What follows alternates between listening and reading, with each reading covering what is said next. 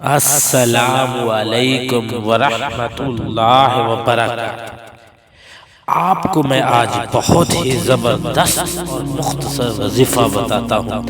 حضرت محمد صلی اللہ علیہ وآلہ وسلم نے فرمایا، جو شخص پابندی کے ساتھ استغفار کرتا ہے، اللہ تعالیٰ اس کے لیے ہر غم سے نجات اور ہر مشکل سے نکلنے کا راستہ بنا دیتا ہے، اور اسے وہاں سے رزق دیتا ہے جہاں سے اسے وہم و گمان میں بھی نہیں ہوتا۔ آپ کثرت سے استغفار کریں، چلتے پھرتے استغفر اللہ کرتے رہیں، پڑھتے رہیں، پھر آپ اس کی لذتیں دیکھنا، زندگی میں کیسی لذتیں آتی ہیں، پھر انشاءاللہ پھر اللہ کا کرم دیکھنا۔ اسے مستقل مزاجی کے ساتھ، یقین کے ساتھ پڑھیں، انشاءاللہ اللہ کا کرم ہوگا، اللہ کا فضل ہوگا۔